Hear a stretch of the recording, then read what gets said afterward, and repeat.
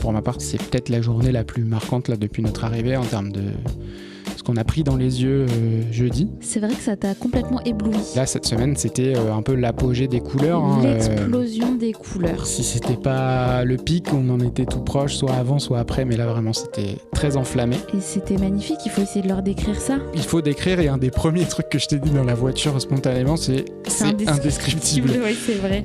Mais on va tenter quand même. Alors l'idée de cette journée-là, c'était de prendre la route et de pouvoir vadrouiller à travers les routes colorées. Direction Mont-Tremblant. En fait, c'est une activité en soi de rouler sur ces routes-là.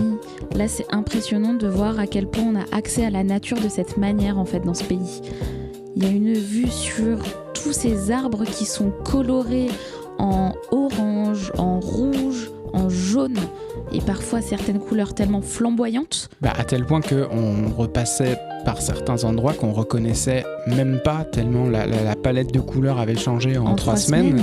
On reconnaissait à peine les endroits, c'est assez bluffant. Et d'ailleurs, j'ai dit à plusieurs reprises qu'il y avait une sorte de biais cognitif qui se passait parce que le cerveau est habitué à voir certaines couleurs, et donc quand c'est des arbres, forcément il s'habitue au vert, quoi. Et là il y avait, je sais pas, un truc, ça faisait un peu irréel en fait. Je pense que là c'est l'effet quantité ouais. De voir toutes ces forêts à perte de vue qui deviennent, qui changent de couleur au fur et à mesure. Et en fait les arbres ont chacun leur propre couleur. Donc c'est même pas juste une forêt d'arbres rouges ou une forêt d'arbres jaunes, tout est mélangé. On avait l'impression de voir une palette de couleurs, une peinture, ça. C'était tellement artistique, c'était magnifique. Ouais, c'était incroyable au sens, c'est un mot un peu galvaudé qu'on utilise à tort et à travers tous les jours. Là pour le coup c'est vraiment un truc un peu... c'est pour ça qu'on essaye de le décrire au mieux, c'est parce que c'est quand même difficile de se l'imaginer. Il y a plein de fois où je prenais des photos ou des vidéos, je me disais...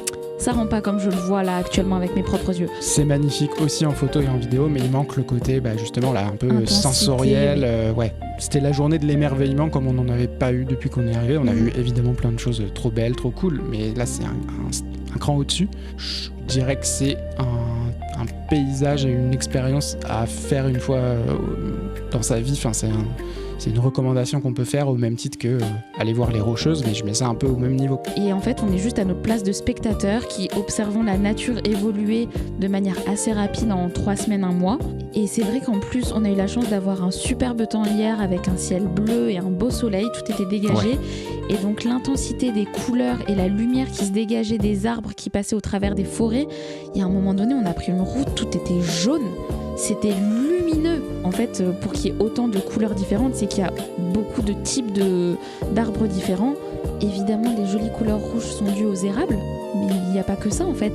Des bouleaux, du mélèze et aussi des conifères qui viennent aussi structurer, donc qui restent verts, mais qui viennent un peu structurer le paysage. Bon, c'est toujours beau aussi de voir des sapins. Donc c'est ce mélange en fait qui rend la nature hyper intense. On vous recommande chaudement d'aller voir les couleurs un jour en tout cas dans votre vie, dans les Laurentides pourquoi pas ou ailleurs, mais la nature est incroyable.